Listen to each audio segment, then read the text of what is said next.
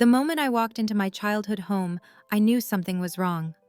The living room felt smaller than I remembered, cramped with tension rather than the furniture I'd grown up with. My brother Michael sat in Dad's old armchair, my sister Rachel perched on the edge of the sofa, and between them, a man in a charcoal suit I'd never seen before. Their faces were masks of practiced sympathy. "Sarah," Rachel said, rising slightly before thinking better of it and sinking back down. "Thanks for coming on such short notice." I stood in the doorway, still holding the hastily packed overnight bag I'd brought for what they'd called an urgent family reunion following Dad's funeral last month. 3 weeks of silence after the service, then suddenly this cryptic summons. "What's going on?" I asked, my voice steadier than I felt. "Your text said it was about Dad's estate." Michael cleared his throat. "This is Mr. Harmon, Dad's attorney." The suit nodded at me, his expression professionally neutral. "Ms. Thompson, please, have a seat." I remained standing. "I'd rather know why I'm here first." Rachel and Michael exchanged glances, that conspiratorial look they'd perfected since childhood, the one that always meant I was about to be left out of something. Mr. Harmon opened his leather portfolio. "I understand this might be difficult, but I'm here to execute the final wishes of Edward Thompson regarding the distribution of his estate." "We thought it would be better to do this together," Rachel added, not meeting my eyes. The attorney continued. "As you know, your father's health declined rapidly in his final months." "Months I spent caring for him," I interjected, "while neither of you could be bothered to visit more than twice." Michael's jaw tightened. "We had our reasons, Sarah, and apparently, so did Dad." Mr. Harmon cleared his throat. "The will is quite straightforward. The family home, all financial assets, and personal property are to be divided equally between Michael and Rachel Thompson." The room seemed to tilt. "And me?" I asked, though I already knew the answer from their faces. "There is a personal letter," the attorney said, extracting an envelope from his portfolio. Rachel had the decency to look uncomfortable. "Sarah, we didn't know until after." "You didn't know?" I laughed, the sound harsh even to my own ears. "You didn't know that while I was spending every day for the past year bathing him, feeding him, managing his medications, driving him to appointments, you two were being written into his will and I was being written out?" Michael stood up. "It wasn't like that." "Then what was it like?" I demanded, tears threatening despite my best efforts. "Because it seems pretty clear to me. You flew in for the funeral, and now you're here to collect your inheritance." Mr. Harmon extended the envelope. "Perhaps you should read your father's letter." I snatched it from his hand, suddenly aware that my siblings had orchestrated this ambush, this public reading of my disinheritance.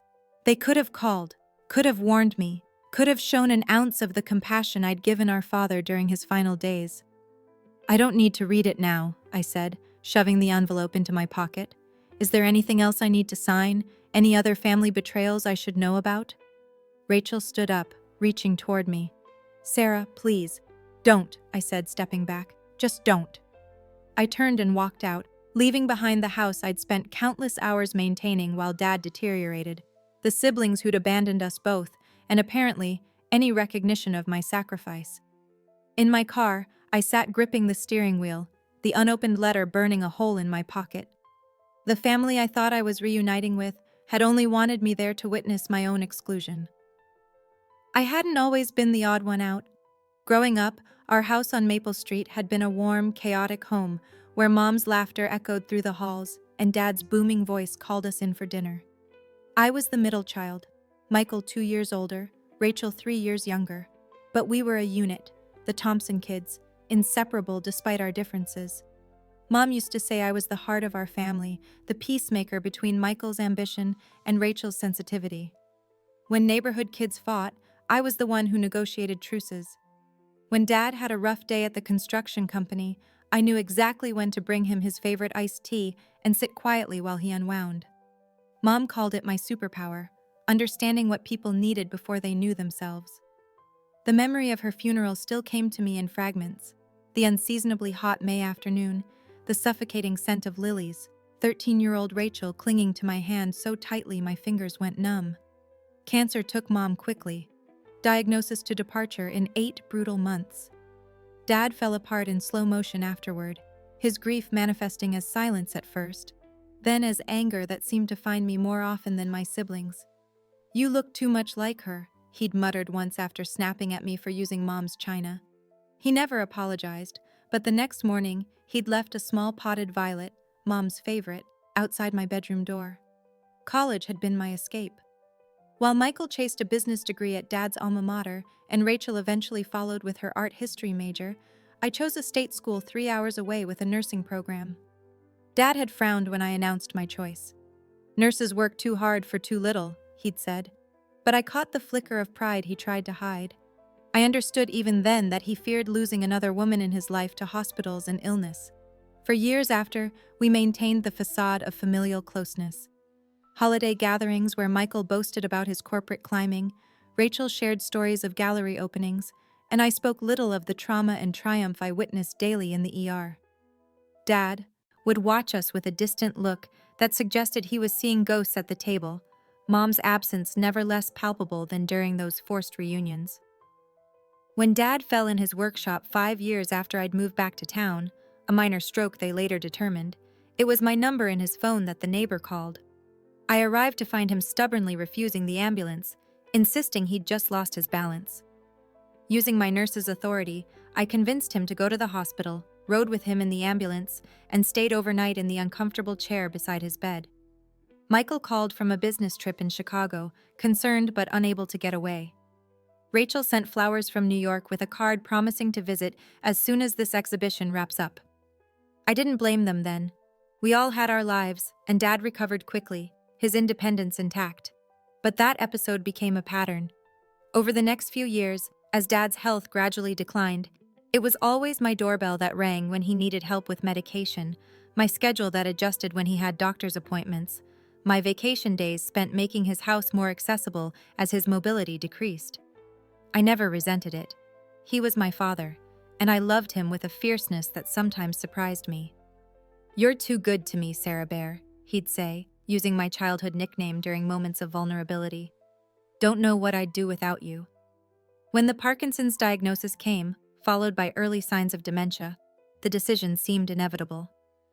I sold my condo and moved back into my childhood bedroom at age 42, converting the den into a first-floor space for Dad.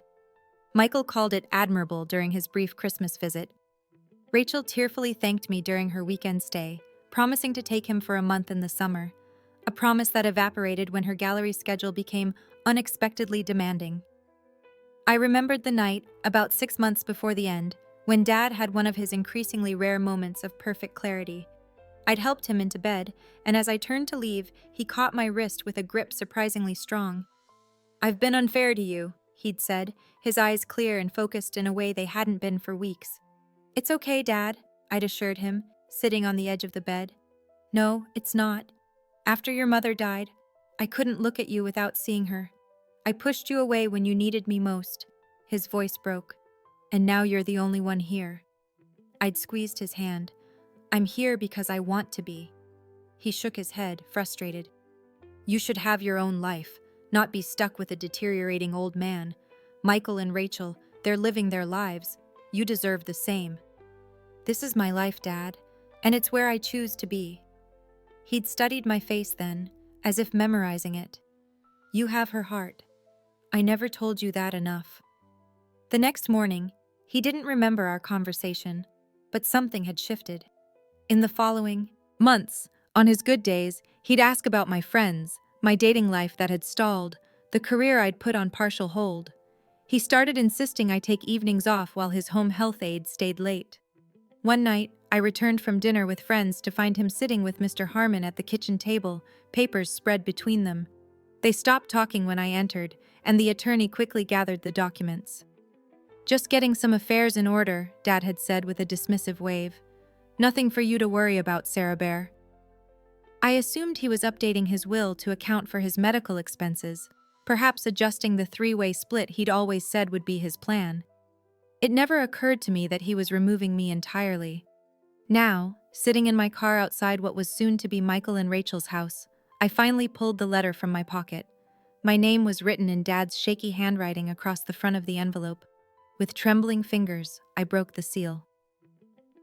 The first week after the will reading passed in a blur of anger and betrayal. I ignored 6 calls from Rachel, 3 from Michael, and took a leave of absence from the hospital where I worked part-time. My apartment, a small one-bedroom I'd hastily rented after Dad's funeral, felt both empty and suffocating. Dad's letter remained unopened on my kitchen counter, a ticking bomb I couldn't bring myself to defuse. On the 8th day, I finally returned to work, grateful for the mind-numbing routine of patient assessments and medication schedules. My supervisor, Elena, watched me with concerned eyes but didn't pry beyond asking if I was holding up okay after my father's passing. "I'm fine," I answered automatically, the lie so practiced it almost felt true. During my lunch break, I sat alone in the courtyard, picking at a salad I had no appetite for when a text message lit up my phone. It was from Rachel. "The estate lawyer needs your signature on some documents. Can we meet?" My first instinct was to ignore it, but curiosity won out. What more could they possibly want from me? I texted back, "Email them, I'll sign and return." Her response was immediate. "It has to be in person. Please, Sarah, just one meeting." After my shift, against my better judgment, I drove to the coffee shop Rachel had suggested. She was already there, looking smaller somehow, her usually perfect appearance slightly disheveled. 2 coffee cups sat on the table. "You remembered," I said, gesturing to the chai latte in front of the empty chair. "Of course I did," she replied, a hint of hurt in her voice. "You're my sister." I sat down, keeping my coat on, a small act of defiance, signaling I wouldn't stay long. "Where are these documents I need to sign?" Rachel bit her lip. "There aren't any documents. I just needed to see you." The betrayal flared fresh. "So more lies. Seems to be a family specialty lately." "Sarah, please. I've been trying to reach you for days. You haven't even read Dad's letter, have you?" I stiffened. "That's none of your business." "It is my business. He was my father, too." Her voice cracked. "And you're my sister, even if you hate me right now." "I don't hate you, Rachel. I just don't understand you." I wrapped my hands around the warm cup. "Do you have any idea what it was like to stand there and be told I meant nothing, after everything I sacrificed?" Rachel's eyes filled with tears. "That's not true. You meant everything to him. Clearly not enough to be included in his will." "It wasn't about the money or the house," she insisted. "There's more to it than that." "Then explain it to me," I challenged. "Explain why my own father would cut me out completely while rewarding the 2 children who barely showed up." Rachel looked down at her untouched coffee. "It's not my explanation to give. It's in the letter." I laughed bitterly. "Of course, another family meeting where everyone knows something I don't."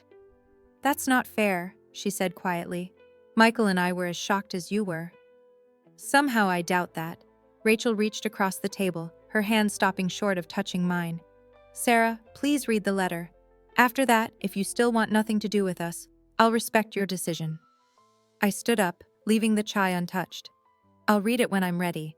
And for the record, Rachel, respect would have been warning me before ambushing me with my disinheritance in front of a stranger." Walking out, I felt a strange mix of satisfaction at having spoken my truth and emptiness at the realization that this rift might never heal. Back in my apartment, I stared at the envelope still sitting on my counter.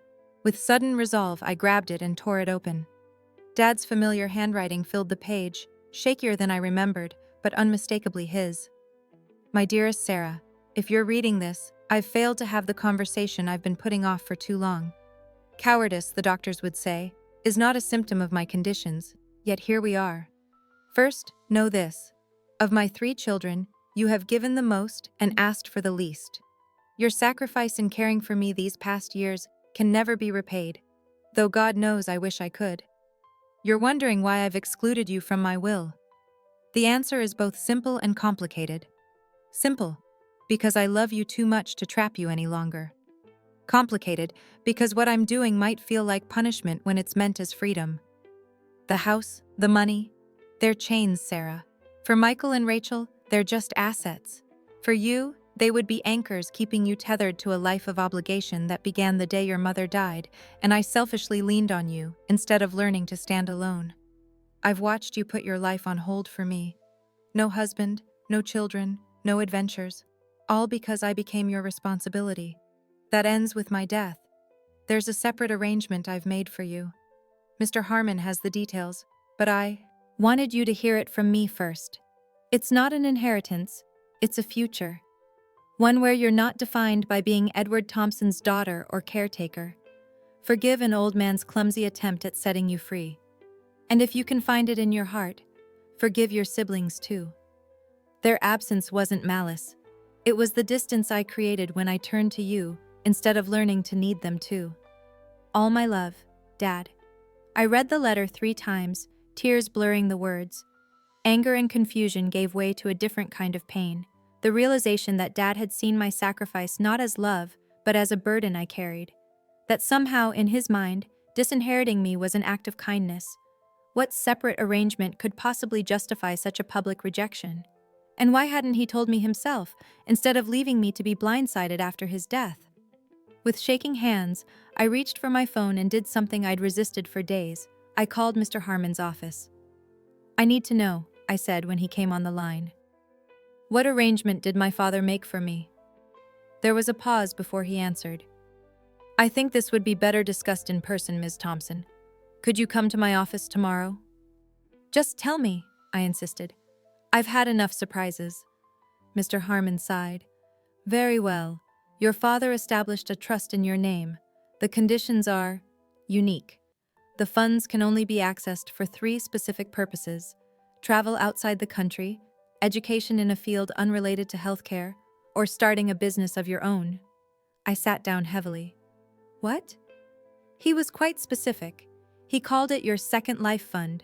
The amount is substantial, equal to what your siblings received in liquid assets. The room seemed to spin around me. Why would he do this? Why not just tell me? "He intended to," Mr. Harmon said gently. "We had an appointment scheduled for the week after he passed. His decline was more rapid than anyone anticipated." After hanging up, I sat in stunned silence, the letter clutched in my hand. Dad hadn't rejected me. He'd tried, in his confused way, to force me toward the life he thought I should have. A life without responsibility for others. A life that, after 20 years of caring for patients and then for him, I wasn't sure I knew how to live. The next morning, I called in sick and drove to the cemetery. Standing at Dad's grave, the spring breeze rustling through newly budded trees, I finally allowed myself to feel the complicated grief I'd been suppressing. "You idiot," I whispered to the headstone. "Did it ever occur to you to ask what I wanted?" As if in answer, a sudden gust of wind scattered the small bouquet of violets I'd brought, sending purple petals dancing across the manicured grass. Despite everything, I found myself smiling through tears. Even in death, Dad was making things complicated. I pulled out my phone, and after a moment's hesitation, texted both Michael and Rachel.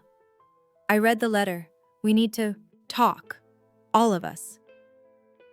The cafe was neutral territory, not the family home that would soon belong to my siblings, not my small apartment where I'd been licking my wounds. Michael arrived first, his corporate polish slightly dimmed by what looked like several nights of poor sleep. Rachel came minutes later, her artist's eye evident in her mismatched but somehow harmonious outfit.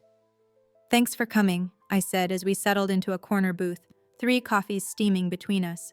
Michael nodded stiffly. "I was surprised to hear from you."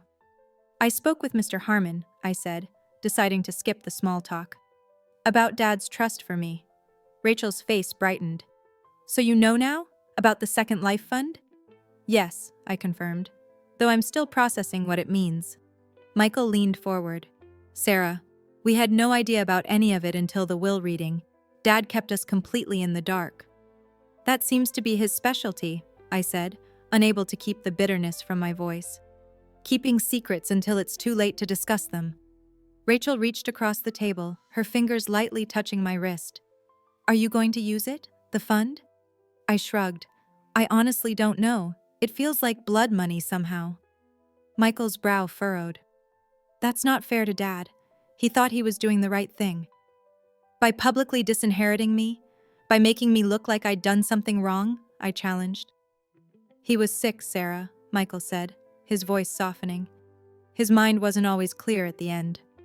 "His mind was clear enough to set up an elaborate trust with specific conditions," I countered. Rachel interjected. What are you going to do about the house? Your things are still there. The question caught me off guard. In the chaos of emotion, I hadn't thought about the practical reality that my childhood home, where I'd lived for the past year caring for Dad, was no longer mine to enter freely. I guess I need to pack up, I said, the finality of it hitting me. Unless you're planning to sell immediately. Michael and Rachel exchanged one of their looks. Actually, Michael said carefully, we've been talking. Neither of us wants to live there, but we're not ready to sell yet either. Rachel jumped in. We thought maybe you might want to stay, just until you figure out what's next. It's your home too, Sarah, regardless of what some legal document says. Their offer caught me completely off guard. You'd let me stay in the house? It's the least we could do, Michael said, after everything you did for Dad. A small spark of hope flickered to life, not for reconciliation exactly, but for the possibility that we might find our way back to some version of family. I appreciate that, I said carefully. But I think I need some space from that house. Too many memories. Rachel nodded, understanding in her eyes. Whatever you need, we can help you move your things whenever you're ready. As we continued talking, the conversation gradually shifted from Dad's decisions to smaller, safer topics. Michael's recent promotion, Rachel's upcoming exhibition, my colleagues at the hospital. It wasn't forgiveness, not yet, but it was a start. Later that week, I met with Mr. Harmon to formally accept the trust. As he slid the documents across his desk, he hesitated. There's one more thing, he said, pulling a small box from his drawer. Your father left this with specific instructions that it be given to you after you accepted the trust. Inside the velvet box was Mom's engagement ring, a modest diamond I'd always admired as a child. Attached was a small note in Dad's handwriting. She would want you to have this, not as a reminder of the past, but as a promise for your future. It's time for you to shine, Sarah Bear. Something broke loose inside me then, a dam of grief and love and anger that had been building since the moment I'd walked into that ambush of a will reading. Mr. Harmon discreetly left the room as I sobbed, clutching the ring that symbolized both all I had lost and, perhaps, what might still be possible. That evening, I sat on my apartment balcony, Mom's ring on a chain around my neck, Dad's trust documents spread before me, and made a list of all the things I'd dreamed of doing before life had other plans. Study photography in Italy, learn to sail, open a small wellness retreat combining nursing knowledge with holistic practices. For the first time in years, I allowed myself to imagine a future defined not by responsibility to others, but by possibilities for myself. It felt terrifying. It felt exhilarating. It felt like betrayal and freedom all at once.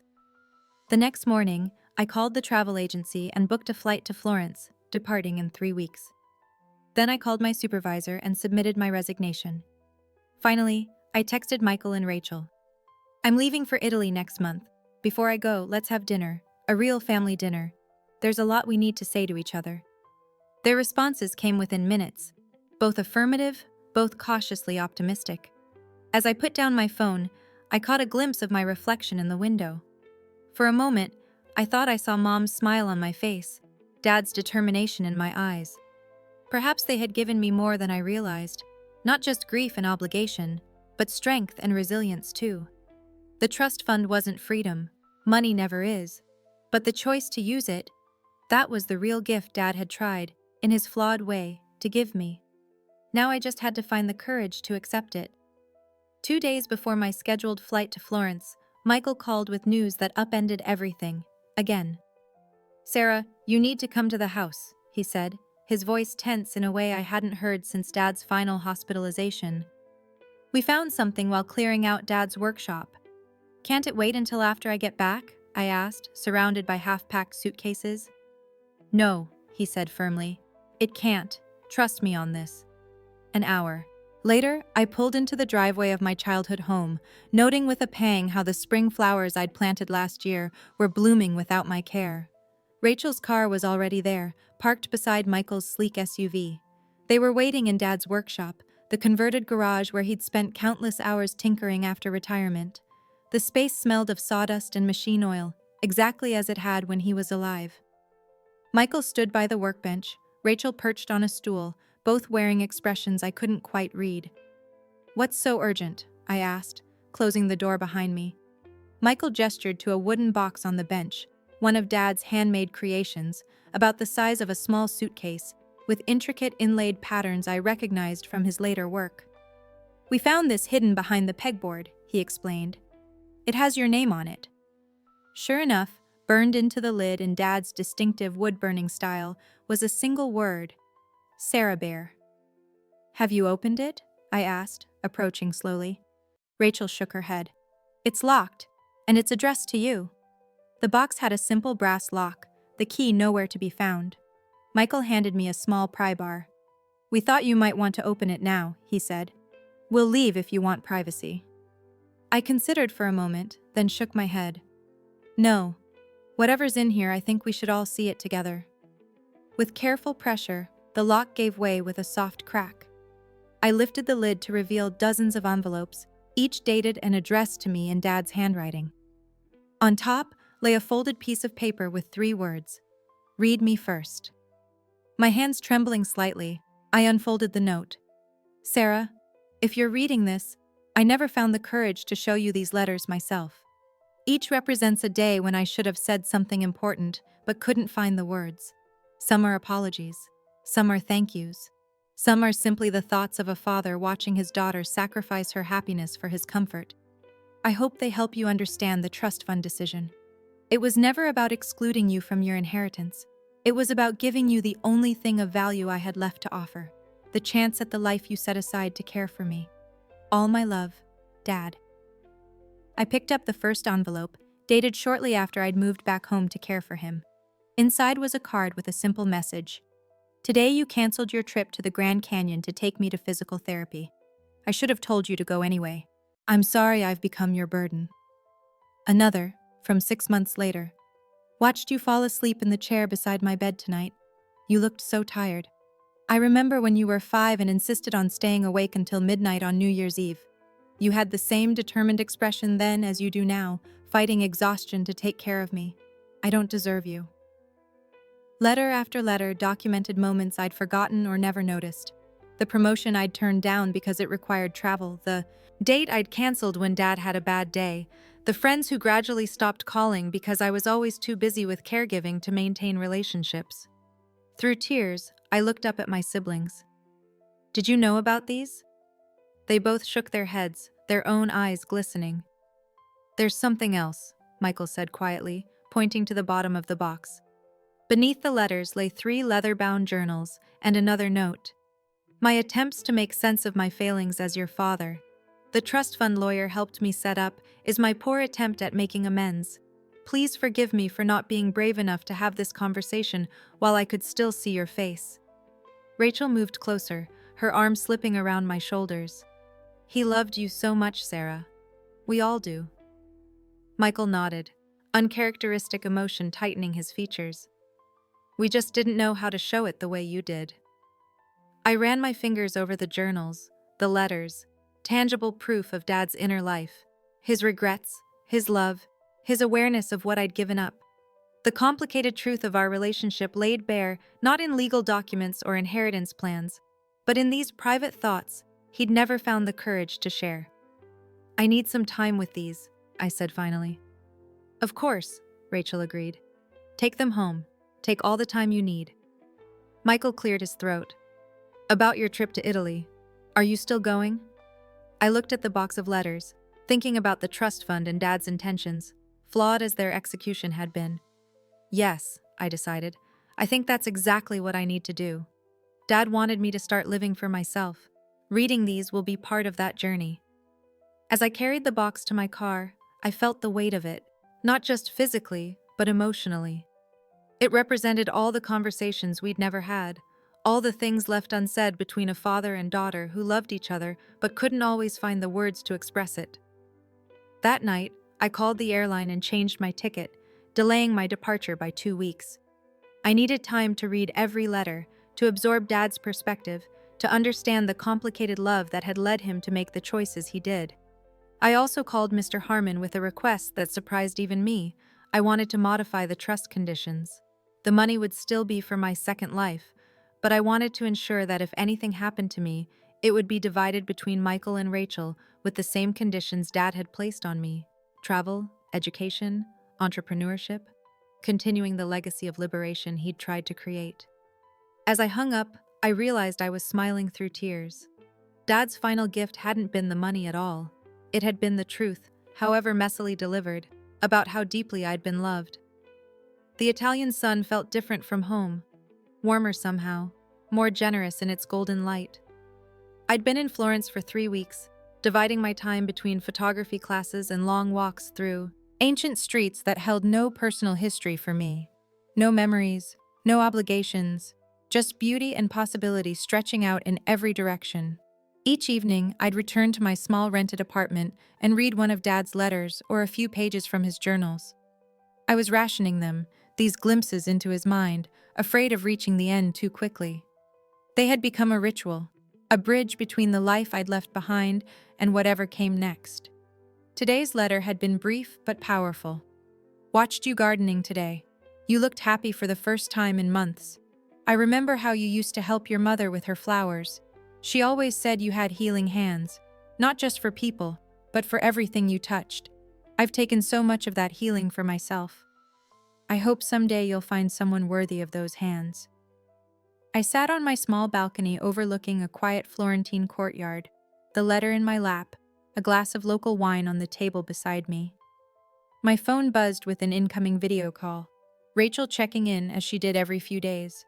"Ciao from Italia," I answered, angling the camera to show the sunset behind me. Rachel's face filled my screen, her apartment in New York visible in the background. "You look different," she said immediately. "Good different," I laughed. "It's called relaxation. You should try it sometime." "Funny," she replied, but her smile was genuine. "How's the photography class?" "Challenging. Wonderful. I'm terrible at it, but I love it anyway." I took a sip of wine. "How's the house? Any progress on deciding what to do with it?" Rachel's expression shifted slightly. "Actually, that's partly why I'm calling. Michael and I have been talking and, well, we have a proposition for you." Something in her tone made me sit up straighter. "What kind of proposition?" "We want to convert the house into something new, something that honors Dad and Mom and you." "Me?" I echoed, confused. Rachel nodded, her excitement building. "A wellness retreat for caregivers, people who've spent years looking after loved ones and need a place to recover, to remember who they are beyond their role as caretakers." I set down my wine glass, stunned. That's actually something I've thought about doing someday." "We know," Rachel said. "Michael found notes in your old room when we were cleaning, sketches for floor plans, program ideas." "Those were just daydreams," I protested. "Maybe they don't have to be," Rachel countered. "Michael's been running numbers. With the house already paid for and your nursing background, it could be viable. We'd be silent partners. The house would be our investment. The vision and operation would be all yours." My mind raced with possibilities and objections. "But what about my trust fund? Dad specifically wanted me to use it for myself, not to tie myself to the family home again." "That's the thing, Sarah," Rachel said gently. "Creating something that helps others while doing what you love. I think that's exactly what Dad wanted for you. Not to stop caring for people, that's who you are, but to do it on your own terms, as your choice, rather than your obligation."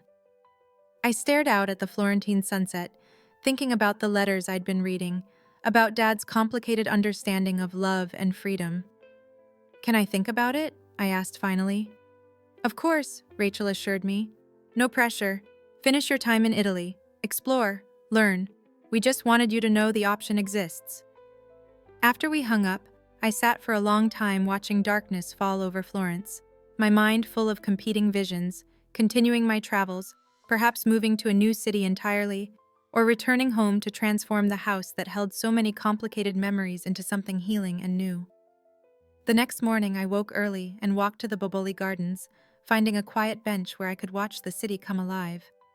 I pulled out my phone and, after hesitating briefly, called the one person I hadn't spoken to since leaving the States. "Sarah?" Michael sounded surprised to hear from me. "Is everything okay?" "Rachel told me about your idea for the house," I said without preamble. He was quiet for a moment. "What do you think?" I paused, organizing my thoughts. I think Dad would have hated it and loved it in equal measure. Michael's laugh was unexpected. That's exactly what I told Rachel. Why are you doing this, Michael? Really? He sighed, and I could picture him running a hand through his hair the way he did when forced to discuss emotions. I've been reading Dad's journals too, he admitted. The ones you shared with us before you left. And I keep coming back to something he wrote about legacy. Which part? He said the Thompson name wasn't worth anything if it only represented things and money. That the only legacy that mattered was how we treated each other. Michael's voice grew uncharacteristically emotional. I didn't show up for him, Sarah. Or for you. This is me trying to show up now. Tears pricked at my eyes. It's a beautiful idea.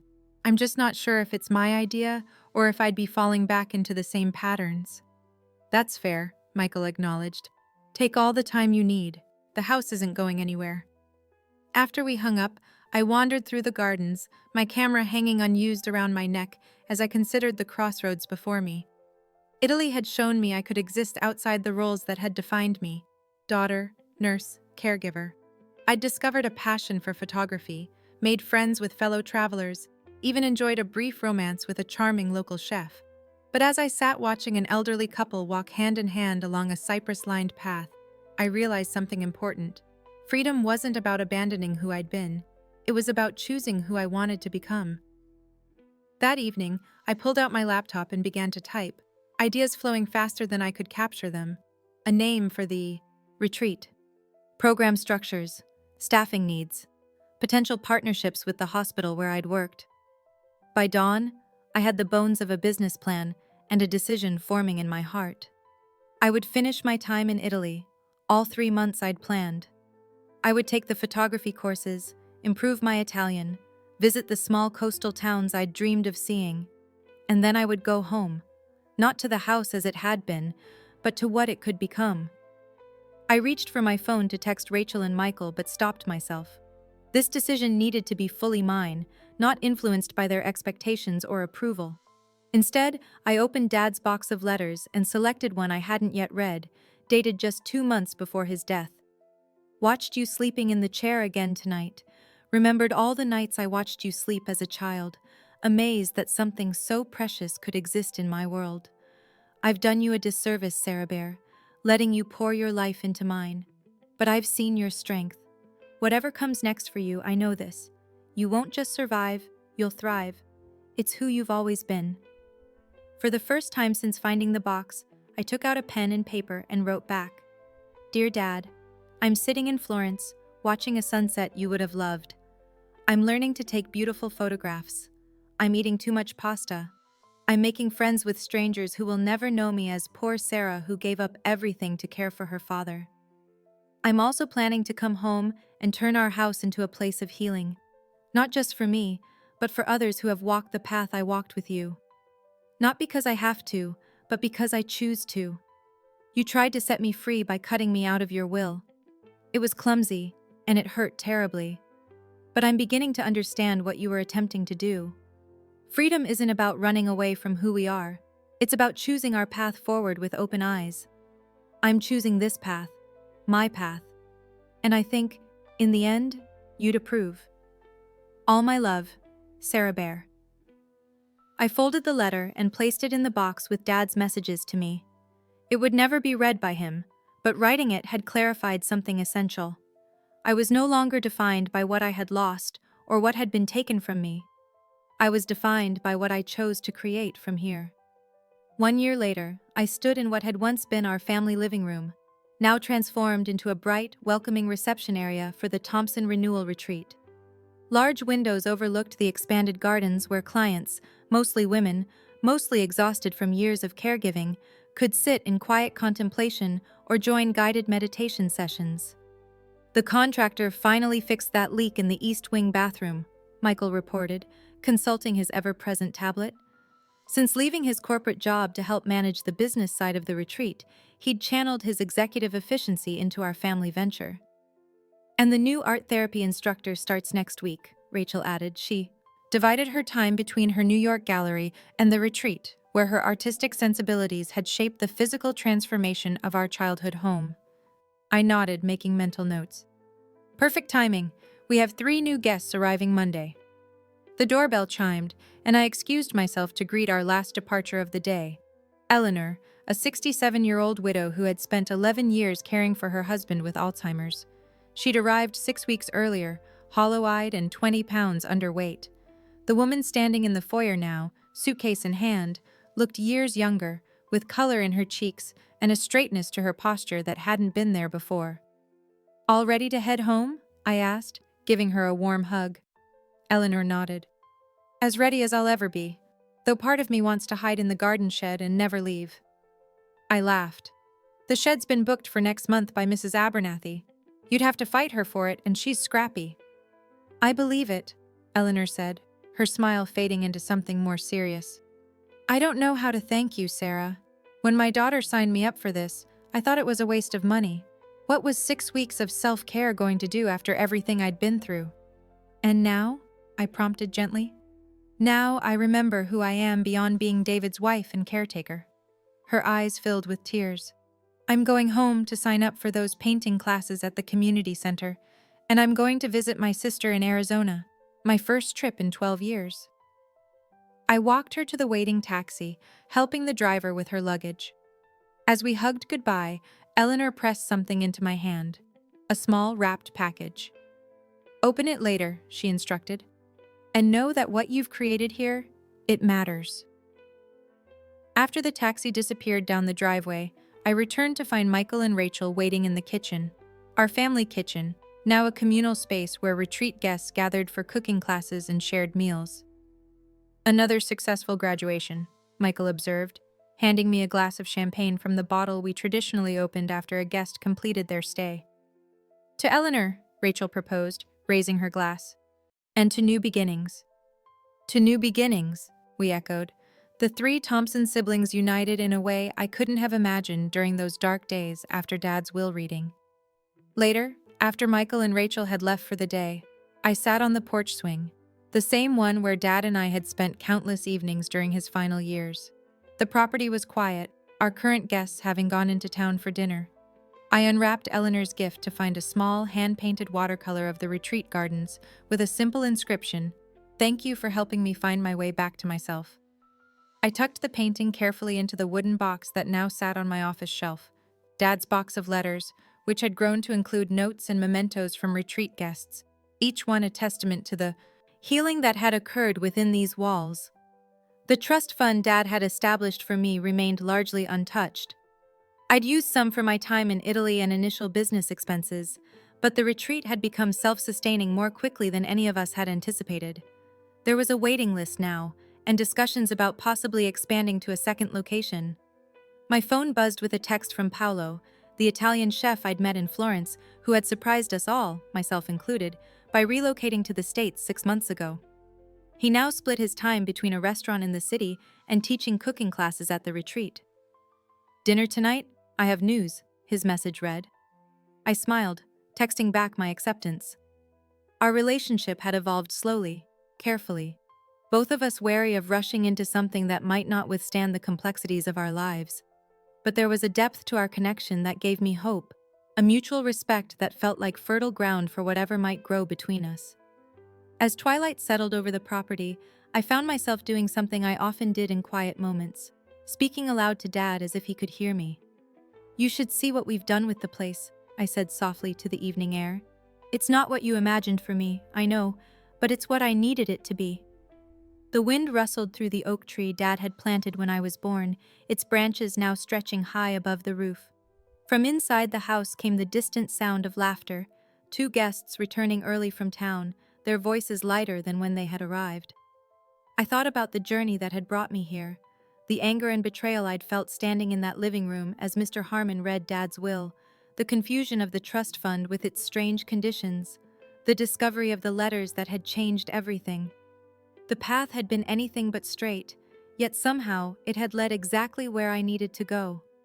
Dad had tried, in his imperfect way, to give me freedom.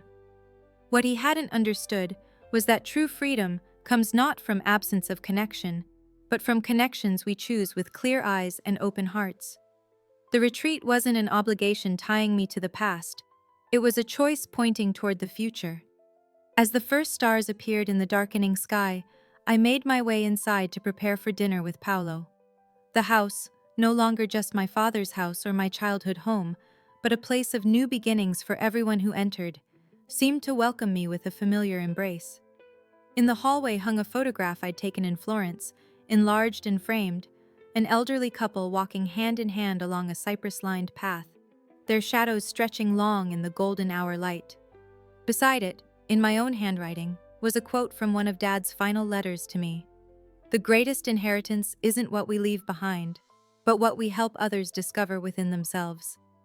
It had taken time and distance to understand what Dad had tried to do with his will and trust fund. His methods had been flawed, his communication worse, but his intention, to free me to find my own path, had ultimately succeeded, just not in the way either of us could have predicted. They said we were reuniting as a family, but they only wanted to tell me I'd get nothing. They were wrong on both counts. We had found our way back to being a family, different but stronger than before, and I had received everything that mattered, not in possessions or money, but in truth, possibility, and the courage to choose my own definition of a life well lived.